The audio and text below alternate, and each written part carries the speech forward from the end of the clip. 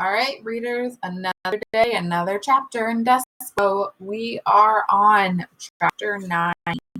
So yesterday we left off with the Mouse Council deciding that Despero needs to come forward, and he had two choices that he could make. He could either deny the accusations that he broke any of the mouse rules, and then he would be fine, or he could renounce them, and then he would be sent to the dungeon. And the whole Mouse Council agreed. They voted, and they said that Despero needed to come forward. And we left with his father, Lester. He was crying. He was upset. And that's where things were. So, chapter 9, the right questions. The Mouse Council sent Furlough to collect Despero. And Furlough found his brother in the library, standing on top of the great open book, his tail wrapped tightly around his feet, his small body shivering. Despero was reading the story out loud to himself. He was reading from the beginning so that he could get to the end, where the reader was assured that the knight and the fair maiden lived together happily ever after. Despero wanted to read those words, happily ever after. He needed to say them aloud. He needed some assurance that this feeling he had for the Princess P, this love, would come to a good end. And so he was reading the story as if it were a spell, and the words of it, spoken aloud, could make magic happen. "See here," said Furlough out loud to himself. He looked at his brother and then looked away. "This is the kind of thing I'm talking about. This is exactly the kind of thing. What's he doing here, for cripe's sake? He's not eating the paper. He's talking to the paper. It's wrong, wrong, wrong." "Hey," he said to Despero.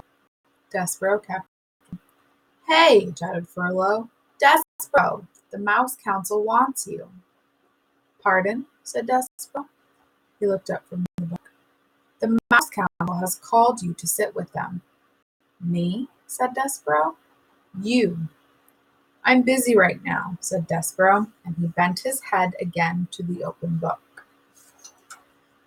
Furlough sighed. "Geez," he said. "Cripes. Nothing makes sense to this guy. Nothing. I was right to turn him in. He's sick." Furlough crawled up to the chair leg and then hopped onto the book. He sat next to Despero. He tapped him on the head once, twice. "Hey," he said. "The Mouse Council isn't asking. They're telling. They're commanding. You have to come with me right now." Despero turned to Furlough.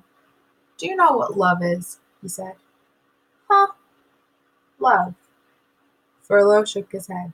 "You're asking the wrong question," he said. "The question you should be asking is why the Mouse Council wants to see you."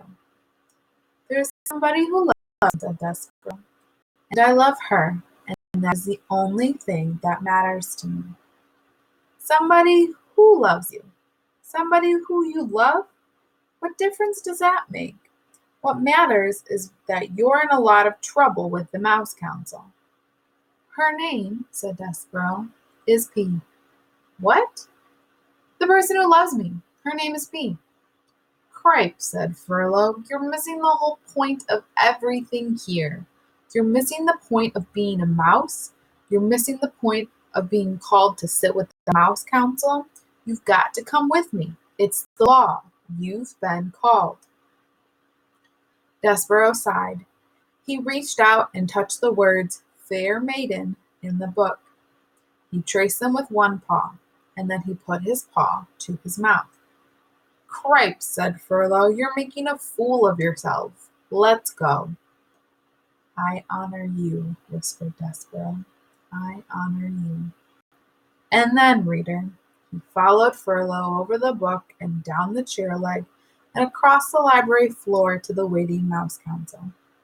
He allowed his brother to lead him to his fate. And tomorrow we will read on about Despero's encounter with the Mouse Council. You will have an assignment on Google Classroom asking for your opinion so far about a couple things we've come across in our book, so make sure you get to that as well.